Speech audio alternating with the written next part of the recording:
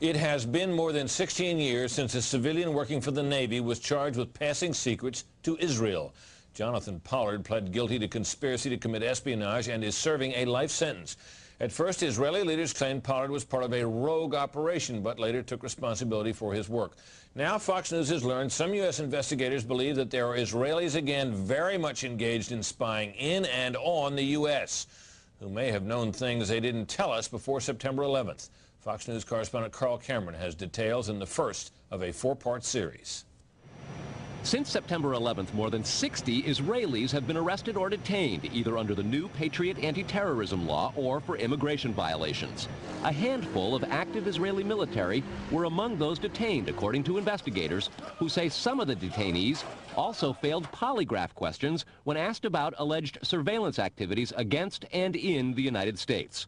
There is no indication that the Israelis were involved in the 9/11 attacks, but investigators suspect that the Israelis may have gathered intelligence about the attacks in advance and not shared it.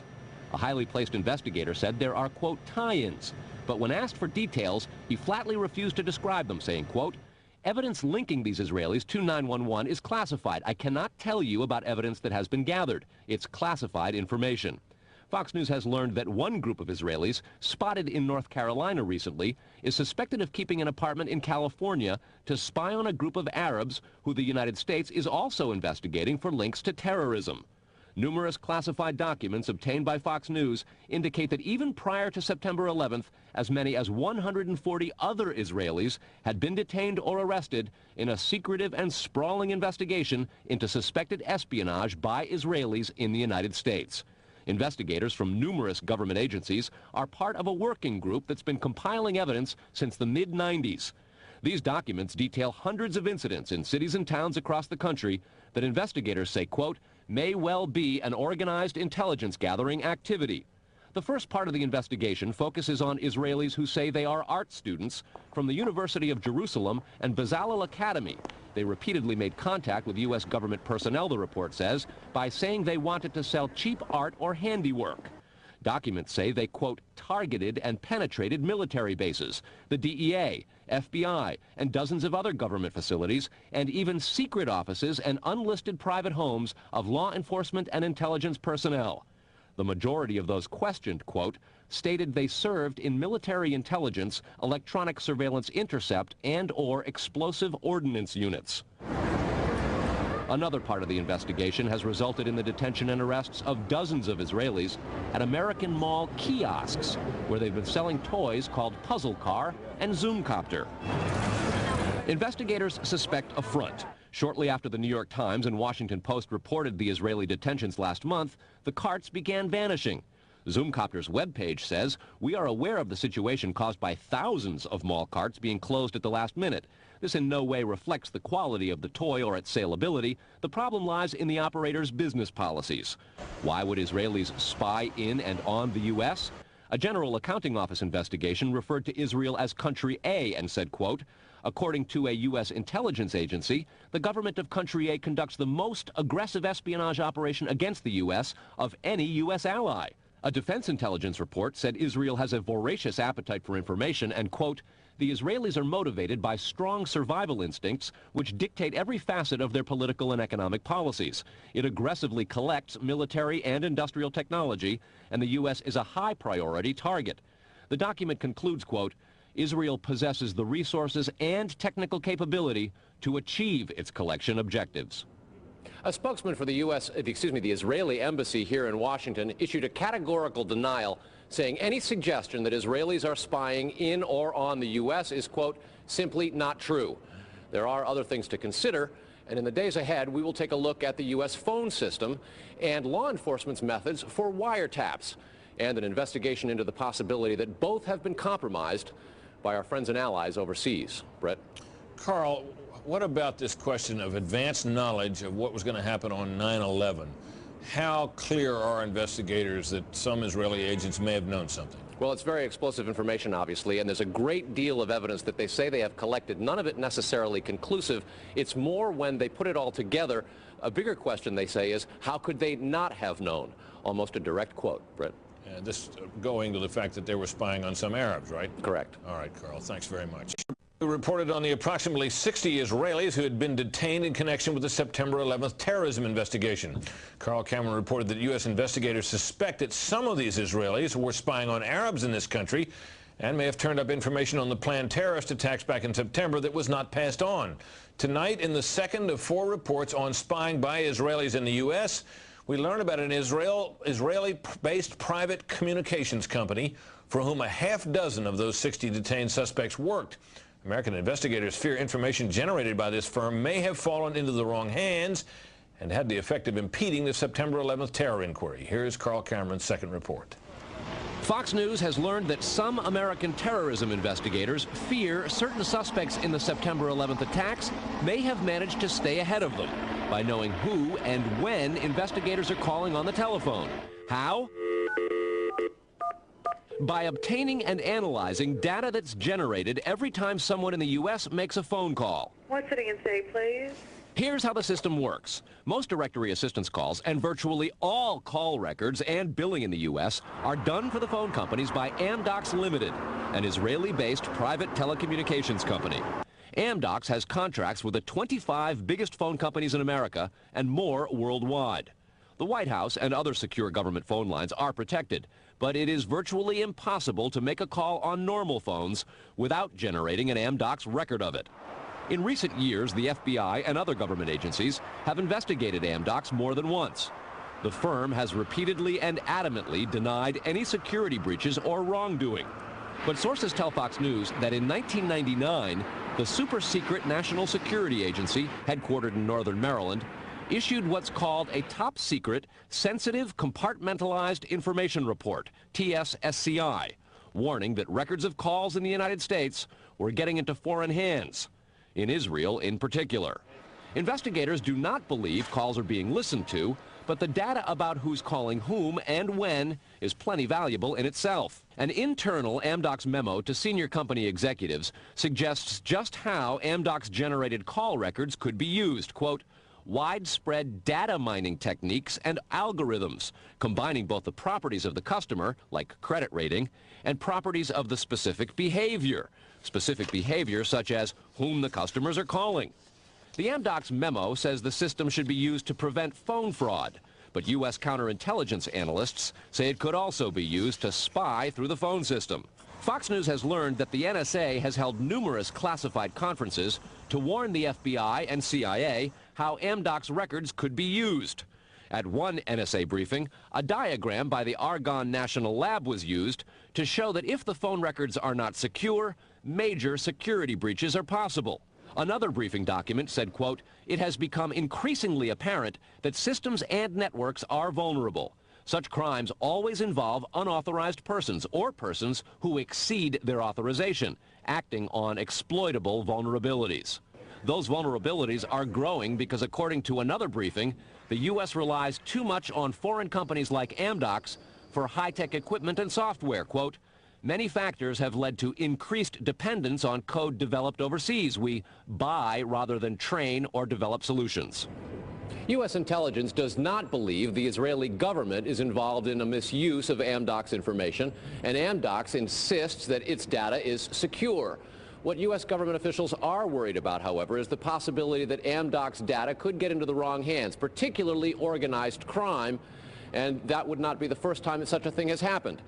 Fox News has documents of a 1997 drug trafficking case in Los Angeles in which telephone information, the types that Amdocs collects, was used to, quote, completely compromise the communications of the FBI, the Secret Service, the DEA, and the LAPD. And we'll have that and a lot more in the days ahead, Brett. Carl, I want to take you back to your report last night on those 60 people who are Israelis who were detained in the anti-terror investigation, and the suspicion that some investigators have that they may have picked up information on the 9/11 attacks ahead of time, not passed it on.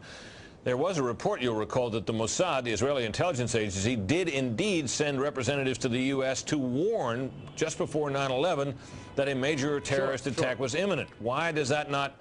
How does that leave room for the lack of a warning? Well, I remember the report, Brett. We did it first internationally right here on your show on the 14th. What investigators are saying is that that warning from the Mossad was nonspecific and general, and they believe that it may have had something to do with the desire to protect what are called sources and methods in the intelligence community. The suspicion being perhaps those sources and methods were taking place right here in the United States. The question came up in the Select Intelligence Committee on Capitol Hill today. They intend to look into what we reported last night, and specifically that possibility. Brett? So, in other words, the problem wasn't the lack of a warning. The problem was lack of useful details. Quantity of information. All right, Carl, thanks very much. Coming up, an Israeli-based company called Amdocs that generates the computerized records and billing data for nearly every phone call made in America. As Carl Cameron reported, U.S. investigators digging into the 9/11 terrorist attacks fear that suspects may have been tipped off to what they were doing by information leaking out of Amdocs. In tonight's report, we learned that the concern about phone security extends to another company founded in Israel that provides the technology that the U.S. government uses for electronic eavesdropping. Here is Carl Cameron's third report. The company is Comverse Infosys, a subsidiary of an Israeli-run private telecommunications firm with offices throughout the U.S. It provides wiretapping equipment for law enforcement. Here's how wiretapping works in the U.S. Every time you make a call, it passes through the nation's elaborate network of switchers and routers run by the phone companies. Custom computers and software made by companies like Comverse are tied into that network to intercept, record, and store the wiretapped calls, and at the same time transmit them to investigators. The manufacturers have continuing access to the computers so they can service them and keep them free of glitches. This process was authorized by the 1994 Communications Assistance for Law Enforcement Act, or CALEA. Senior government officials have now told Fox News that while CALEA made wiretapping easier, it has led to a system that is seriously vulnerable to compromise and may have undermined the whole wiretapping system. Indeed, Fox News has learned that Attorney General John Ashcroft and FBI Director Robert Mueller were both warned October 18th in a hand-delivered letter from 15 local, state, and federal law enforcement officials who complained that, quote, law enforcement's current electronic surveillance capabilities are less effective today than they were at the time CALEA was enacted. Comverse insists the equipment it installs is secure, but the complaint about this system is that the wiretap computer programs made by Comverse have in effect a back door through which wiretaps themselves can be intercepted by unauthorized parties. Adding to the suspicions is the fact that in Israel, Comverse works closely with the Israeli government and under special programs gets reimbursed for up to 50% of its research and development costs by the Israeli Ministry of Industry and Trade. But investigators within the DEA, INS, and FBI have all told Fox News that to pursue or even suggest Israeli spying through Comverse is considered career suicide. And sources say that while various FBI inquiries into Comverse have been conducted over the years, they've been halted before the actual equipment has ever been thoroughly tested for leaks. A 1999 FCC document indicates several government agencies expressed deep concerns that too many unauthorized, non-law enforcement personnel can access the wiretap system. And the FBI's own nondescript office in Chantilly, Virginia, that actually oversees the CALEA wiretapping program, is among the most agitated about the threat. But there is a bitter turf war internally at FBI. It is the FBI's office in Quantico, Virginia that has jurisdiction over awarding contracts and buying intercept equipment. And for years, they've thrown much of the business to Comverse. A handful of former U.S. law enforcement officials involved in awarding Comverse government contracts over the years now work for the company. Numerous sources say some of those individuals were asked to leave government service under what knowledgeable sources call troublesome circumstances that remain under administrative review within the Justice Department. And what troubles investigators most, particularly in New York in the counterterrorism investigation of the World Trade Center attack, is that on a number of cases, suspects that they had sought to wiretap and surveil immediately changed their telecommunications processes. They started acting much differently as soon as those supposedly secret wiretaps went into place. Brett? Carl, is there any reason to suspect in this instance that the Israeli government is involved? No, there's not, but there are growing instincts and an awful lot of law enforcement officials in a variety of agencies who suspect that and have begun compiling evidence and a highly classified investigation into precisely that possibility. Brett? All right, Carl, thanks very much. On a long-standing government espionage investigation, federal officials this year have arrested or detained nearly 200 Israeli citizens suspected of belonging to a, quote, organized intelligence gathering operation. The Bush administration has deported most of those arrested after September 11th, although some are in custody under the new anti-terrorism law. Cameron also described an investigation into the possibility that an Israeli firm generated billing data that could be used for intelligence purposes, and described concerns that the federal government's own wiretapping system may be vulnerable. Tonight, in part 4 of this series, we'll learn about the improbable roots of the probe, a drug case that went bad 4 years ago in L.A. Los Angeles, 1997. A major local, state, and federal drug investigation sours. The suspects? Israeli organized crime, with operations in New York, Miami, Las Vegas, Canada, Israel, and Egypt. The allegations? Cocaine and ecstasy trafficking, and sophisticated white-collar credit card and computer fraud. The problem? According to classified law enforcement documents obtained by Fox News, the bad guys had the cops' beepers, cell phones, even home phones under surveillance. Some who did get caught admitted to having hundreds of numbers and using them to avoid arrest. Quote, this compromised law enforcement communications between LAPD detectives and other assigned law enforcement officers working various aspects of the case. The organization discovered communications between Organized Crime Intelligence Division detectives, the FBI, and the Secret Service. Shock spread from the DEA to the FBI in Washington and then the CIA.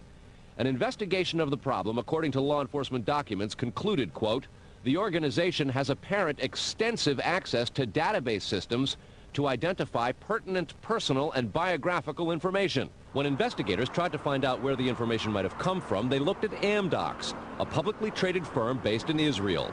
Amdocs generates billing data for virtually every call in America, and they do credit checks. The company denies any leaks, but investigators still fear that the firm's data is getting into the wrong hands.